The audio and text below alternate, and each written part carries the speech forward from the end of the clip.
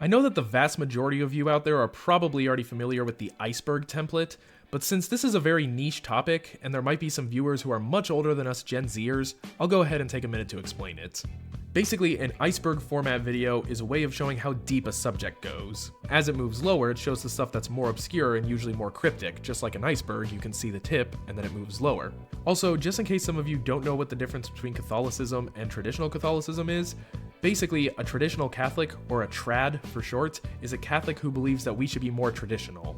The movement started in the 1960s when things in the church started getting weird, to say the least.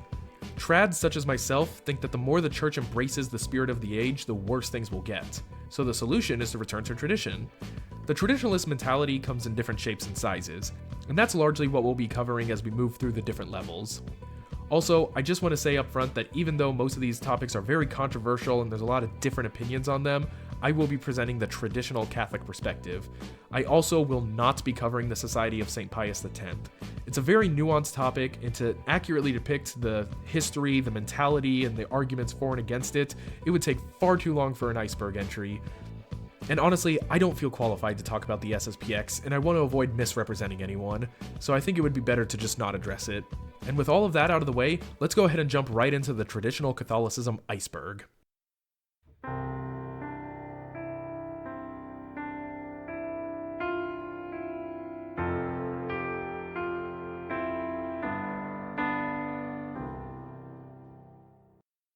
So starting with the first level, this is stuff that's very common knowledge among traditional Catholics. I didn't include much here because I want to save time for the more interesting topics listed lower, so I'll be pretty brief with addressing them. Also, quick side note, for generic B-roll footage, I'll be using old public domain religious movies, even if they don't fit the topic 100%. It was between that and Family Guy clips with iPhone games underneath. So let's go ahead and get into our first entry then. EWTN stands for Eternal World Television Network. It's a Catholic television station that produces lots of Catholic content, news, and various other forms of media. They do a lot of great work. The reason I put them so high on the iceberg is because they're really normie compared to the stuff that's later on the list. In fact, I can't even imagine them mentioning half the stuff that's in tiers 3 and 4. Fatima is a small town in Portugal. In the year 1917, 3 shepherd children saw the Virgin Mary appear to them over a series of visions lasting several months. The visions ended when the children had predicted that a miracle was going to happen upon the Virgin's next scheduled visit. Tens of thousands of people gathered to see what would happen. The sun began spiraling and moving back and forth towards the earth, changing colors as it did so. The ground, which had been soaked from the heavy rainfall that day, was completely dried, and so were people's clothes who were there. Thousands of people converted. Even secular atheist news publications reported the miracle of the sun. Eucharistic miracles are whenever the Eucharist, which Catholics understand to be Jesus' true body, does something out of the ordinary or miraculous. Some of these include the host bleeding and it turning into physical human flesh in the priest's hands. These occurrences are very rare, but they're fascinating to read about. Apostolic succession refers to the concept that all bishops alive today can trace their ecclesial lineage back to the 12 apostles. What that means is that every bishop was consecrated by another bishop, and that bishop had to be consecrated by another bishop, and him by another, and on and on and on, all the way back to the 12 apostles. While most bishops aren't able to show strict documentation of their succession back to the apostles, the Pope is actually able to do so. We have a complete list of popes all the way from Peter to Francis. If you grew up Catholic or go to a Catholic parish, statistically you're almost guaranteed to end up in a Latin Rite church. This is the most common rite by far, but there are actually 24 rites in total in the Catholic Church. These rites look very different from the typical Latin rites. They have a different liturgy and sometimes even a different hierarchy, but they're still in communion with the one universal church under the Pope. In a lot of these cases, they look incredibly similar to Eastern Orthodox churches, with the difference being that the Orthodox churches have some theological variations and they don't accept the Pope.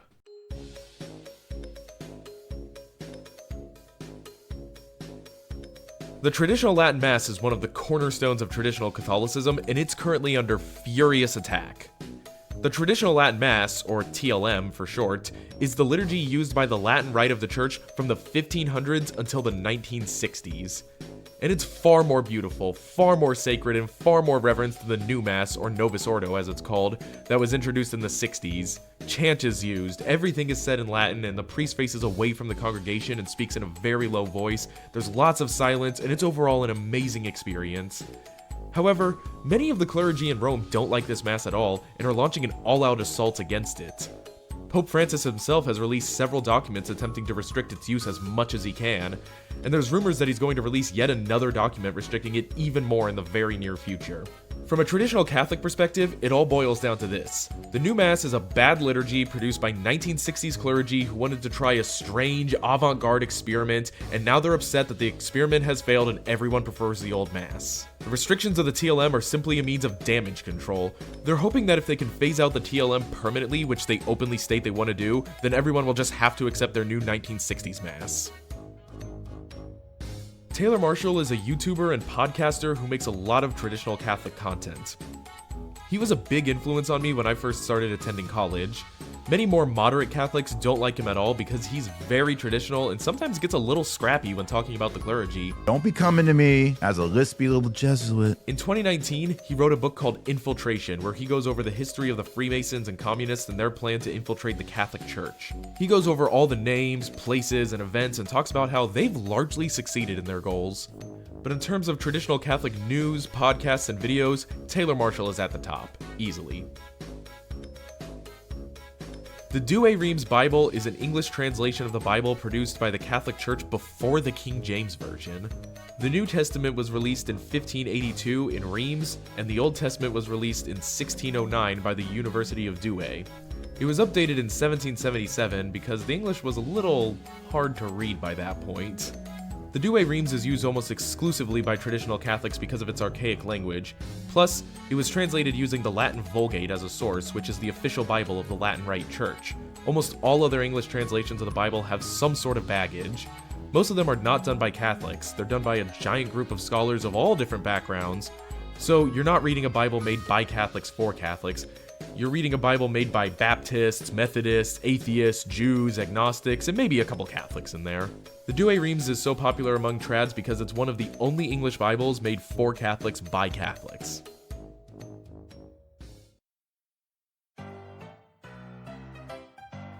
Oh boy, this is a big one. Vatican II was a church council in the 1960s which tried to address what they thought were the big issues of the time. Mostly how to get lay people to participate in the church, how the church would interact with other religions, things like that. After the council concluded, things went crazy in the church.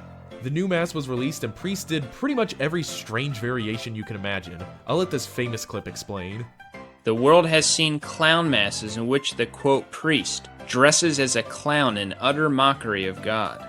The world has seen priests dress as Dracula in football jerseys accompanied by cheerleaders, as a cheesehead. There have been disco masses, gymnastic performances during the new Mass, balloon masses, carnival masses, nude masses, at which scantily clad or nude people take part, and we have seen juggling masses at which a juggler performs during the new Mass. The world has seen priests celebrate the new Mass with Dorito chips, with Mountain Dew, on a cardboard box with cookies, with Chinese tea accompanied by ancestor worship, with a basketball as a priest bounces it all over the altar, with a guitar as the priest plays a solo performance. The world has witnessed the new Mass with a priest almost totally nude as he dances around the altar, with priests dressed in native pagan costumes, with a Jewish menorah placed on the altar, with a statue of Buddha on the altar, with nuns making offerings to female goddesses, with lectors and gift-bearers dressed up as voodoo Satanists. The world has seen the new Mass at which the performer is dressed up in a tuxedo and tells jokes. The world has seen rock concerts at the new Mass, guitar and polka new Masses, a puppet new Mass, a new Mass where the people gather around the altar dressed as devils, a new Mass where people perform lewd dances to the beat of a steel drum band. The world has seen a new Mass where nuns dressed as pagan Vestal virgins make pagan offerings.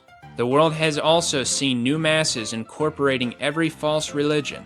There have been Buddhist new Masses, Hindu and Muslim new Masses, New masses where Jews and Unitarians offer candles to false gods.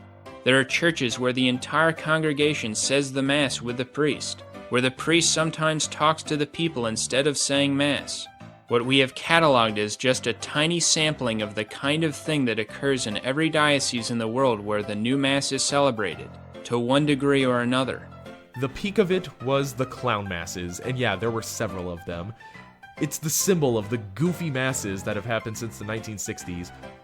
Modernist Catholics want to just move on and pretend it was just an isolated thing and nothing like that has ever happened since. And true, we don't have clown masses anymore, but come on, the Novus Ordo is still giving us some pretty ridiculous masses. The proper way to receive communion is on the tongue. This is what the church still teaches, even in 2023.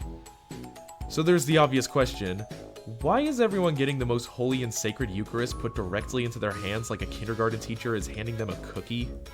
Well, basically, the church has given an indult for communion in the hand. For those of you who don't know, an indult is a temporary permission to do something that otherwise is not allowed. Several parishes around the world started distributing communion in the hand, and the church gave them this indult to smooth things over. It had the opposite effect that they intended. Now, nearly 100% of Catholics receive communion in the hand. You're the odd one out if you don't follow the rules.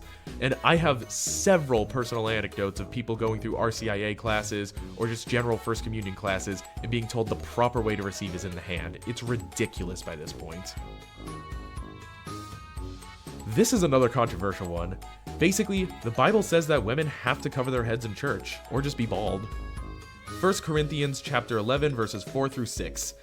Every man praying or prophesying with his head covered disgraceth his head.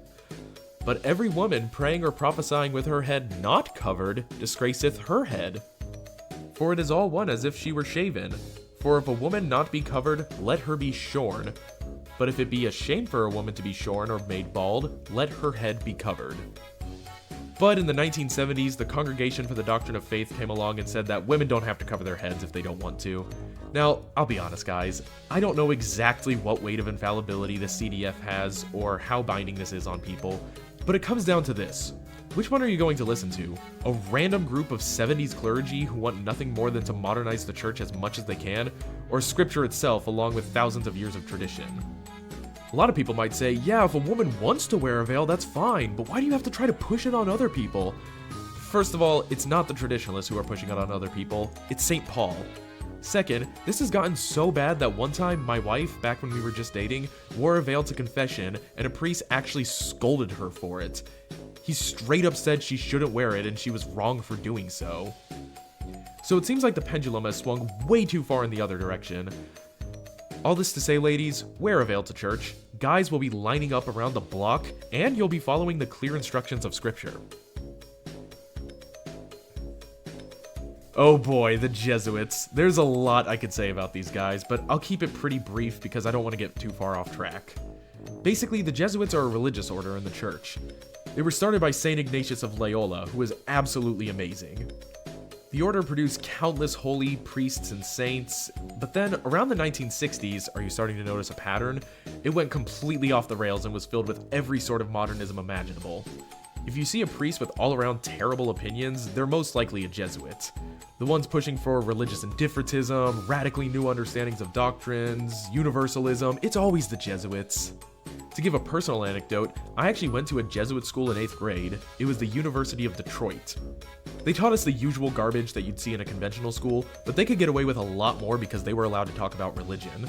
One day, in language arts, they had us recite a Buddhist prayer in unison. I went home and mentioned it to my parents because I thought it was really stupid.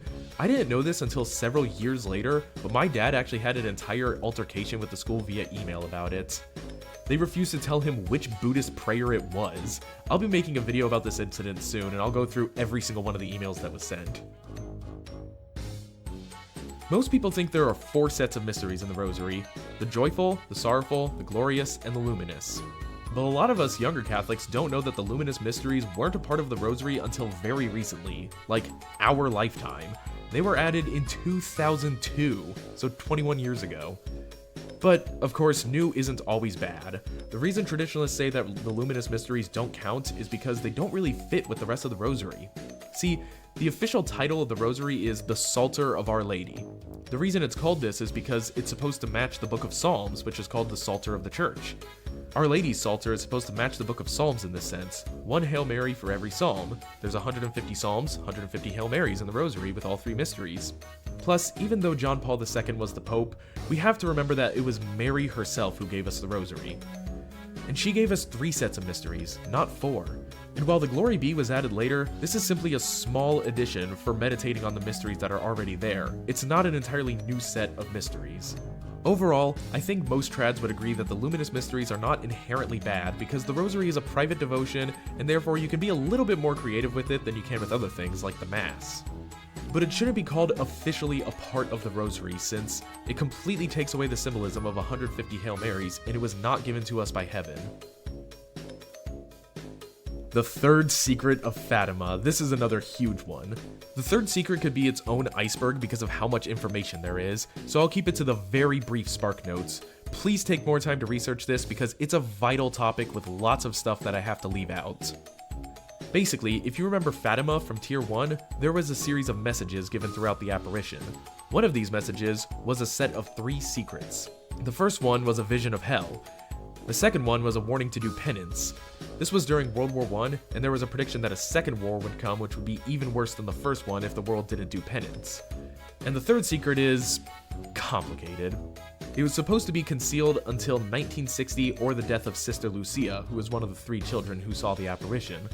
Once 1960 came, the church just straight up said they weren't going to release it because it wasn't the right time. Eventually, they did release it. What they released was a cryptic writing of a pope walking through a wasteland of dead bodies before he was eventually killed.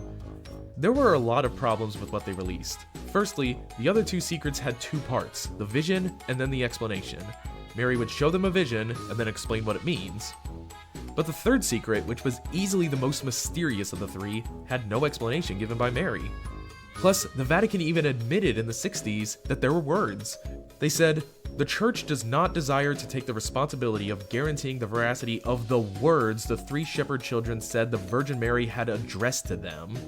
This is a nonsensical thing for them to say considering the version they released had no words from Mary in it.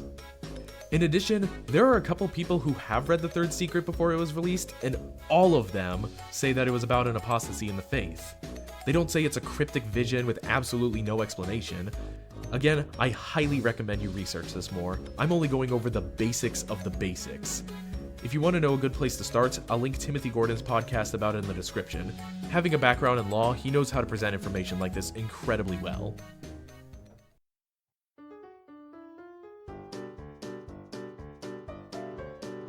Modern theologians are wrong about pretty much everything. This view is the result of comparing theological writings from the modern age with pretty much any other era in church history. Old school theology is very precise, very clear, and very rigid, to appropriate a pejorative. But if you read modern theological writings, it's all strange, avant-garde, and it's all just really weird. If you dig deep into the conversations being had by today's theologians, they say some wacky things. Things like, Jesus didn't know he was God, limbo isn't actually real, the church abandoned it, we have no idea who wrote the Gospels, contraception is actually okay in some cases. It's this kind of stuff, and it's actually pretty prevalent if you dig deep. I should know, I currently attend a Catholic university. Point being, from a traditional Catholic perspective, if you want to learn theology, throw out everything modern and just stick to the great saints and doctors of the church that have stood the test of time.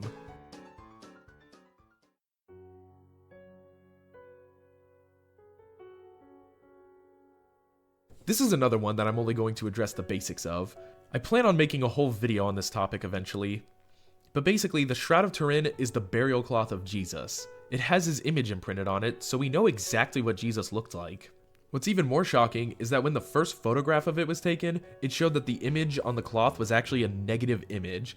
So reversing the image on the cloth into a negative photograph actually makes the details much clearer, giving us this image. Now, there was a large scientific study of the shroud done by a team of researchers in the 70s and 80s. They found several odd things about it. Things like there being no paint or scorch marks on the fabric. There's nothing on top of the fibers of the fabric putting the image on it. It's just kinda there. And there's a whole host of other weird and unexplainable things about the shroud. Well, it was shown through carbon dating that it actually came from the 13th or 14th century. So that's it, right? Us Catholics took the L on this one? Well, actually no. See, Ray Rogers, the leading chemist on this project, who was an atheist at the time, heard the theory that there was cotton in the sample they had tested, which would have been a later introduction to the material, making the test invalid. Ray Rogers had thought this theory was ridiculous and he wanted to disprove it. He was the only person in the world left with a sample from the carbon dating itself. He put it under a microscope and discovered there was cotton. So the test must have been invalid and the cotton was throwing off the carbon dating. Wikipedia makes no mention of this happening in the page about the Shroud of Turin. Extra Ecclesiam Nulla Salus is a Latin phrase which translates into English as outside the church there is no salvation. This is a dogma of the faith. Of course, there are a lot of modern theologians who have tried to radically reinterpret this to mean that basically every single person is in the church in some way. But this is not letting the dogma speak for itself. Imagine for a moment if people tried to treat other dogmas this way. Imagine if they interpreted the dogma of the Immaculate Conception in such a way that Mary actually did have original sin. It would be ludicrous and a complete denial of the dogma. There have been many theologians, even in the past, who have said that those who have no knowledge of Jesus and no way of coming to know him might be saved if they do their best to act in accordance with natural law. And people take this conclusion and they say that every single person who doesn't have a complete knowledge of Jesus and a perfect knowledge of all points of doctrine must be invincibly ignorant. Really, Extra Ecclesiam Nulla Salus is kind of like a placement test for trads. How you interpret it determines where you are on the trad pipeline, and we'll address this more as we go on. Oh boy, this is going to be a fun one.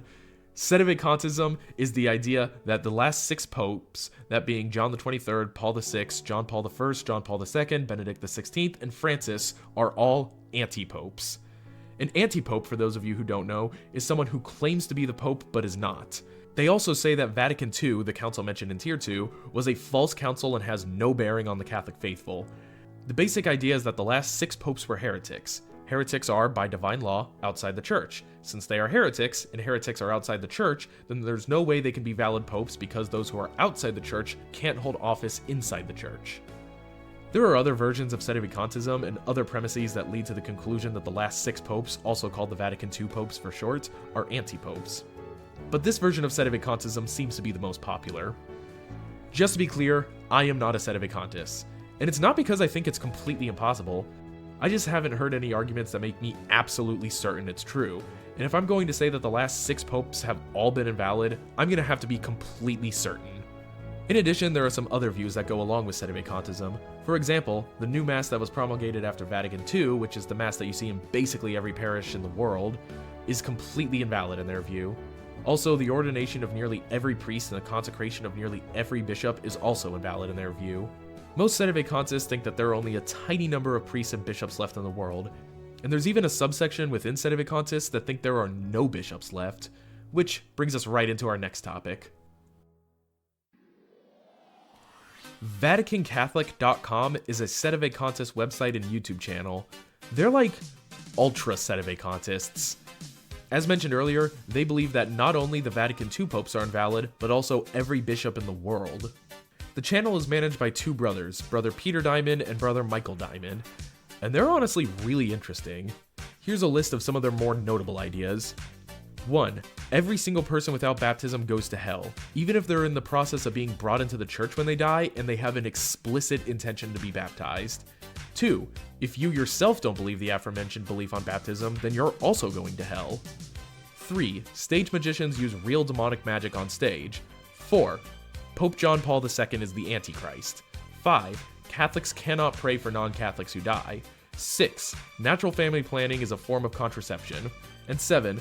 Mother Teresa was a notorious heretic and a sinner and definitely not a saint.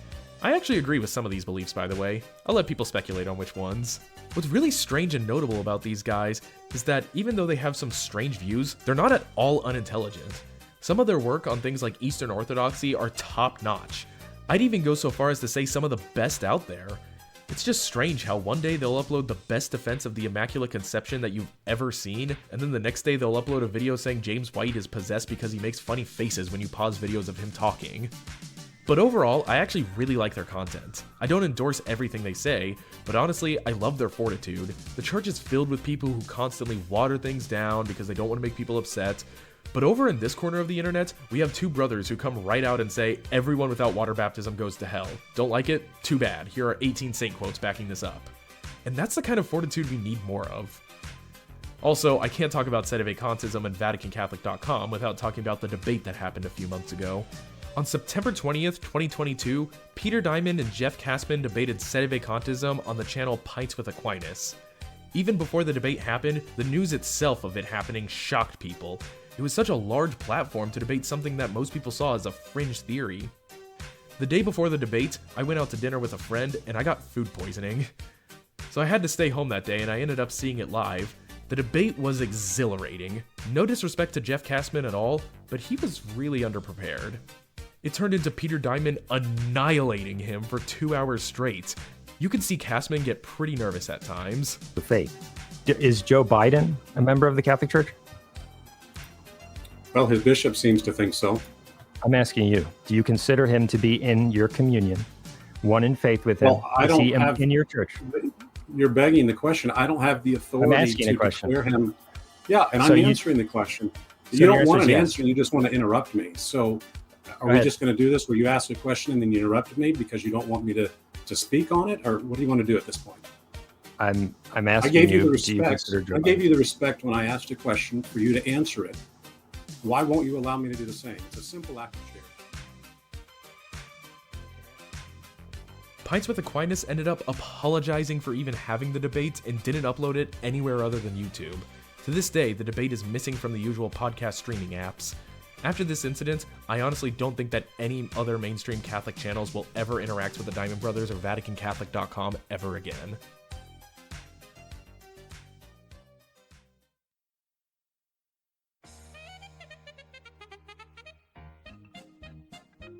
This entry is one that doesn't have a whole lot of discussion around it.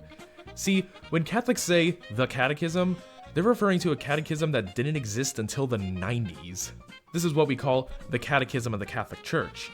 See, I grew up with the Baltimore Catechism, and maybe I'm just stupid, but when I got older and I heard people talking about the Catechism of the Catholic Church, or even the Catechism, I assumed they were talking about a supreme catechism above all others that the church had been using for centuries. I didn't realize they were talking about a book that was released the same year as Home Alone 2. And I'm not saying that new is always bad. Every traditional document was new at one point. But what's weird is that it only came out about 30 years ago, and it immediately took root through the entire Catholic world, and it's seen as the preeminent source for all theological discussion. This was obviously coordinated, and the higher-ups in the church obviously wanted to do a factory reset on theology. But let's get into the specifics. Why exactly is it bad? Well, for starters, let's look at the history. Cardinal Ratzinger himself said that when they tried to draft the catechism in Latin, it was a failure and it led to several miscommunications. They just decided to do French as the primary language instead, and this is what the 90s catechism was first released in. Let's break this down a little bit. The church is in such a bad shape that you guys can't even communicate together in Latin, which is the official language of the church, and your response is, yeah, we're set to make a new catechism to be used by everyone. Oh, also, this has to be the reference point for all future catechisms. Stuti et ceci. In addition, most of the passages don't really mean anything. For example, let's look at paragraph 166. Faith is a personal act, the free response of the human person to the initiative of God who reveals himself. But faith is not an isolated act. No one can believe alone, just as no one can live alone. You have not given yourself faith, as you have not given yourself life. The believer has received faith from others and should hand it on to others. Our love for Jesus and for our neighbor impels us to speak to others about our faith. Each believer is thus a link in a great chain of believers. I cannot believe without being carried by the faith of others, and by my faith, I help and support others in the faith. Okay, so what does this mean? Seriously, what the heck does this even mean? No one can believe alone? Why not? I cannot believe without being carried by the faith of others? Why is a catechism using first person in a theological explanation? Also, what does that mean? The entire book is filled with stuff like this. It just feels like nearly incoherent musings that imitate intelligence without really saying anything of substance. Or in other words, they use as many words as possible to not say anything. Even though this seems to be a pretty accessible topic, and it doesn't seem to take a whole lot of research to say the 90s catechism is bad, I put it this low on the iceberg because there really doesn't seem to be that much conversation about it among trads. Most trads just quietly ignore it. I guess because it's impossible to call it heretical if it's not saying anything. Catholics have the wrong English Glory Be prayer. This might make some people mad, but what most people call the traditional Glory Be is actually a mistranslation from heretics. The Glory Be that most people are familiar with as the traditional one goes like this: Glory be to the Father, and to the Son, and to the Holy Spirit, as it was in the beginning, is now, and ever shall be, world without end. Amen. But this translation is from Thomas Cranmer, and let's break it down a little bit because his translation is a little bit loose in how it interprets things. So the Latin version is Gloria Patri, et Filio, et Spiritui Sancto, sicut erat in principio, et nunc, et semper, et in saecula saeculorum. So we have Gloria Patri. Gloria means glory, and Patri means to the Father. It comes from the root word pater, but it's in the dative case, so it becomes Patri. And then we have et Filio et Spiritui Sancto. Et Filio means and the Son, with Son also being in the dative case, and then Spiritui Sancto means and the Holy Spirit, still in the dative case. Then we have sicut erat in principio. Sicut means as, and erat means was. Principio means beginning. So altogether, that would be most literally translated as was in the beginning. Side note, Latin doesn't have articles, so even though they don't say the word the, it's implied. Then we have et nunc, which means and now. Then et semper, which means and always. Then et in saecula saeculorum. Saecula saeculorum is a phrase which means age of ages. It's commonly understood to mean forever. So altogether, the literal English translation is glory to the Father, and to the Son, and to the Holy Spirit, as was in the beginning, and now, and always, and in the age of ages. Or, as was in the beginning, and now, and always, and forever. Perhaps a better English translation could be provided if someone wants it to flow better, but I'm just giving the most literal English translation. But you'll notice the phrase world without end is not in there. Also, world without end doesn't really mean anything in this case. It was made up by Thomas Cranmer, who basically decided to swap an idiom for another idiom that he just made up. Point being, the English Glory Be prayer that most people consider to be traditional was written by a heretic who made some strange translation choices. It's probably best that trads either just find a different translation to use or just stick to saying it in Latin. This one is a bit unique because it doesn't relate to the church directly. But as people get deeper into traditional Catholicism, there comes a point where they realize that literally all of society is controlled by the devil. It's not just the most obvious psyops that even slightly traditional-leaning people can spot, it's everything on the radio, everything on TV, every movie being made, every advertisement you see, every book published, and the structure and layout of society itself. It's all evil, and it's all being controlled by Satan. Honestly, I'm not going to expand on this one too much. Maybe I'll make a video series in the future going over it, but because of the time constraints of this video, I'll just have to say that you either see it or you don't. And if you don't see it, unplug from all pop culture, all TV, and all modern movies for a month, and then you'll start seeing it.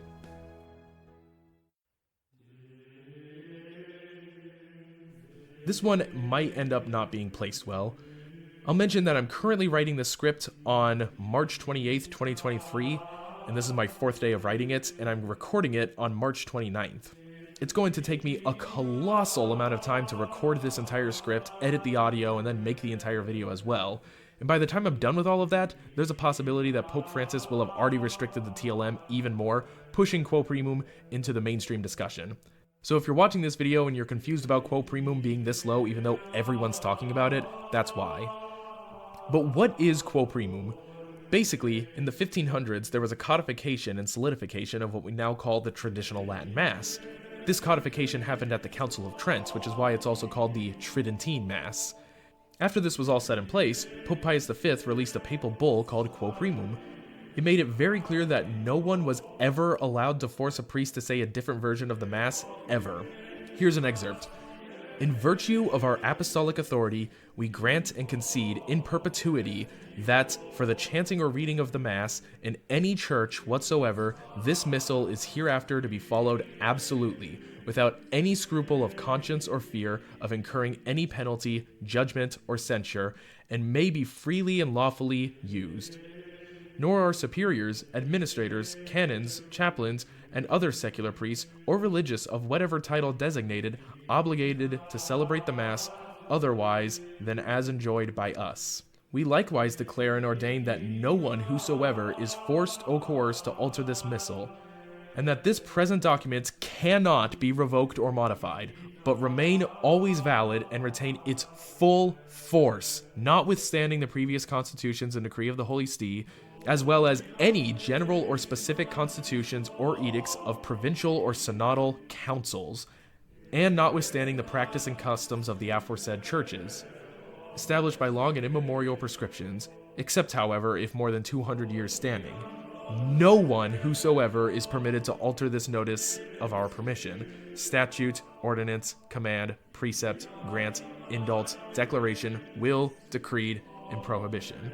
Would anyone, however, presume to commit such an act, he should know that he will incur the wrath of Almighty God and of the blessed apostles Peter and Paul.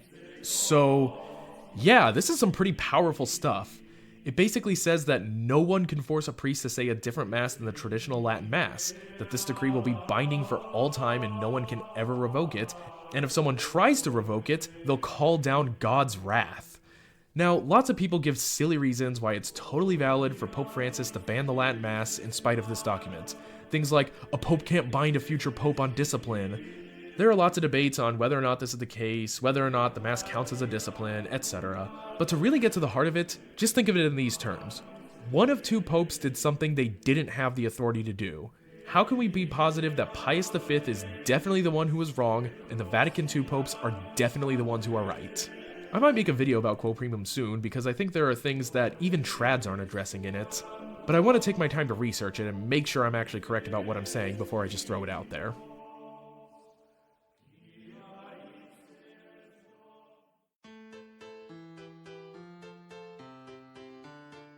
This brings us to our fourth and final layer. This is stuff that's really deep or conclusions that you'll only reach if you're really far along the traditional Catholicism pipeline. So to start out with, we have most Catholics would call the saints crazy. And what I mean by this is that if you take the opinions, stances, and preaching styles of most of the saints throughout history, modern day Catholics would say, this guy's a radical, we don't want anything to do with him. And if you don't believe me, let's go through a couple facts about the saints. St. John Vianney said that dancing came from the devil and it is absolutely evil. And no, he never made any sort of distinction between provocative dancing and non-provocative dancing. And most of the time he seemed to be talking about formal dances where young people went to socialize. He also said that if a mother lets her child above the age of 2 sleep in the same bed as her, she's committing a sin, even if it's because of cold temperatures. St. Augustine said that fictitious entertainment such as stage dramas were sinful, and St. John of the Cross said that it hindered your relationship with God when you tried to remember things. And that's not even getting into the fact that every single saint before the 1960s very clearly said that outside the church there is no salvation. They also converted people as if unconverted people would absolutely go to hell if they weren't converted. The idea of all religions leading to heaven, or the idea of just dialoguing with people, was totally foreign to the saints and they would have rejected it. Point is, if a saint were to resurrect and start preaching again today, nearly every single Catholic would call them a radical and say we shouldn't listen to them. Cantate Domino is a document released by Pope Eugene IV at the Council of Florence. It's very deep on this iceberg because it gives what is probably the strictest interpretation of extra Ecclesiam Nulla Salus, or outside the church there is no salvation, in all of church history. It's so extreme that even a lot of traditionalists try to explain it away or reinterpret it. It states, the most holy Roman Church firmly believes, professes, and preaches that none of those existing outside the Catholic Church, not only pagans, but also Jews and heretics and schismatics, can ever be partakers of eternal life, but that they are to go into the eternal fire which was prepared for the devil and his angels, unless they are before death joined with her. And that so important is the unity of this ecclesiastical body, that only those remaining within this unity can profit from the sacraments of the church unto salvation, and that they alone can receive eternal recompense for their fast, alms deeds, and other works of Christian piety and duties of a Christian soldier. No one, let his almsgiving be as great as it may, no one, even if he pour out his blood for the name of Christ, can be saved unless they abide within the bosom and unity of the Catholic Church. Wow, this is some intense stuff. And it's worth noting that this is an unofficial translation because the Vatican has never released this document in any other languages but Latin and Italian. I wonder why. But if you look up the Latin version and you put it through Google Translate, you'll see that it means the same thing. All interest is usury is a hard pill for a lot of people to swallow. See, most people think that usury is interest at an excessive rate or some type of unreasonable interest. But this is not true. Here's the definition of usury according to the 1600s theologian von Espen. Usury is defined as the actual or expected profit from a loan. I'm sorry, there's no wiggle room there. All interest is usury. Plus, the separation of usury and interest into two different concepts, one being good and the other being bad, is a distinction that comes from Calvin. So if people want to say that interest is fine as long as it's not usury, they're adopting a Calvinist mindset and completely turning their back on the traditional teaching in order to make their claims. This video is going to make me lose so many subscribers. So basically, women aren't allowed to speak in churches. This is actually a biblical teaching. It comes from 1 Corinthians chapter 14, verses 34 and 35. Let women keep silence in the churches, for it is not permitted for them to speak, but to be subject, as also the law saith. But if they would learn anything, let them ask their husbands at home, for it is a shame for a woman to speak in the church. Now, of course, there are lots of people who try to explain this away so that let women keep silence in churches does not actually mean let women keep silence in churches, but basically this just boils down to them throwing out phrases like cultural context in an attempt to add nuance without substance. Oh gosh, this is getting so fun. So this is going to require a bit of background explanation for those who might not be aware.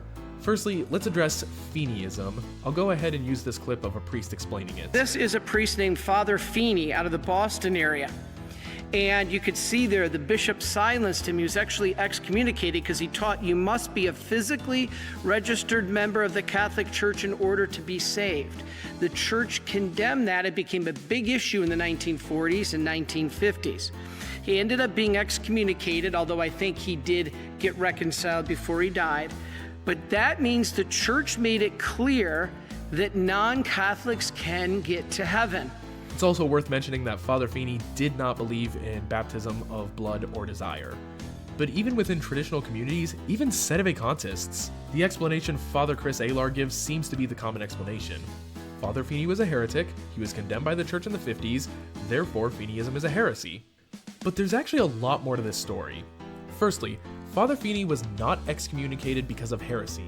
He was excommunicated because he was summoned to Rome to answer for undisclosed charges. He requested that they tell him his charges before he arrived in Rome because Canon 1723 says that he has a right to be told his charges ahead of time. The Vatican refused this request. He appealed to Pope Pius XII directly and the Pope ignored him. So Father Feeney didn't comply. He didn't show up because he was never told his charges, which he had a right to know. And the Vatican didn't like this, so eventually they excommunicated him for disobedience, not for heresy. And to give a personal opinion real quick, that excommunication seems totally bogus to me. They demanded he go to Rome to defend himself against charges, they refused to tell him what the charges were, so he had literally no time to prepare a defense, and then they excommunicated him for being disobedient when he didn't show up. That's bogus. Well anyways, after his excommunication, the Holy See wrote a document about Father Feeney's interpretation of Ecclesiam Nulla Salus. But this document was never actually officially signed by the Pope. I won't get too deep into the specifics on this point, but if you want to learn more, Peter Dimond actually has a pretty good video doing a deep dive into this.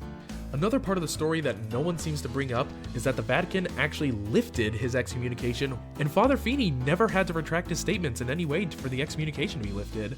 So let's break down the data. When people say Feeneyism is a heresy, their basis is the fact that Father Feeney was excommunicated for disobedience for a bogus reason, the excommunication was lifted without him having to recant, and the Vatican released criticism of him in a document in a fallible source that was never signed by the Pope. I'm gonna be honest, guys, I really don't think there's much reason to say Feeneyism is a condemned heresy. And while we're on the topic of Father Feeney, I just want to give some quick side notes about him. The dude sounds like a Giga Chad. His Wikipedia page tells of 2 separate accounts of people deciding to challenge him publicly on his ideas, approaching him, and then leaving shortly after in a rage. And one of these 2 people is Robert F. Kennedy, the brother of John F. Kennedy. Just imagine this playing out in real life. They're obviously saving face because they must have gotten whipped by Father Feeney. All this to say, there's much more to Feeneyism than people say. Feeneyism is not a condemned heresy, and Father Feeney was actually a little bit of a Chad.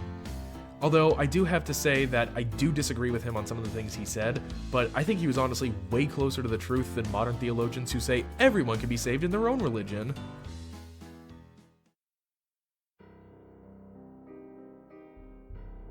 In 1966, a priest named Father Malachi Martin released a novel called Windswept House.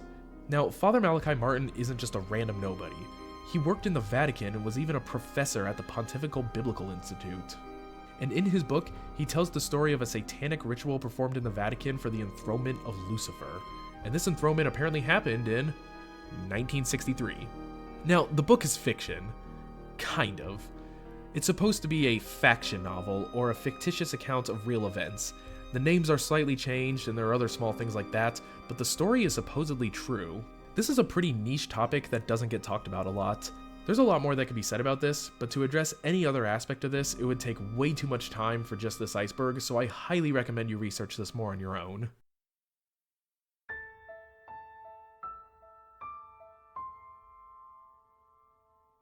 As our final entry, we have one of the hardest pills for Catholics to swallow. Most people go to hell. This is a fact. Jesus himself says this in Luke chapter 13, verses 22 through 24. And Jesus went through the cities and towns teaching and making his journey to Jerusalem.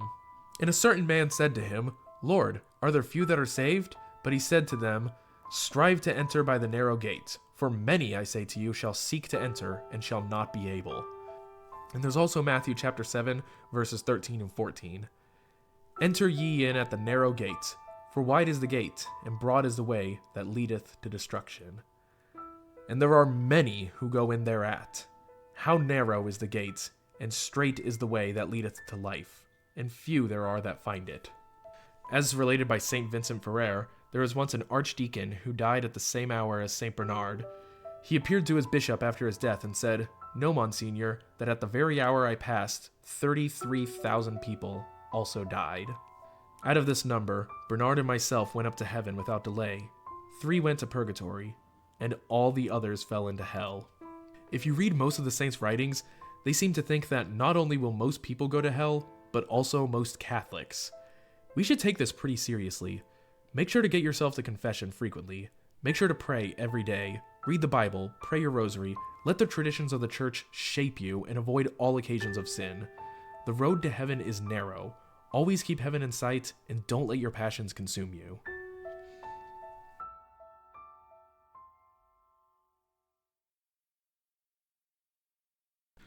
Okay, wow!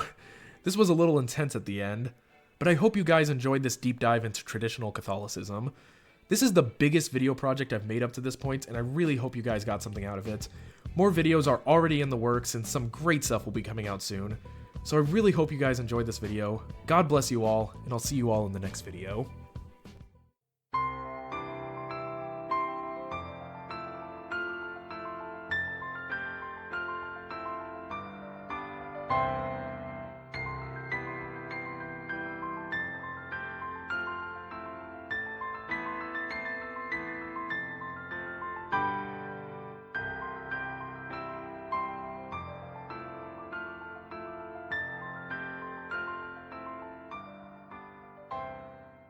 Lispy little Jesuit.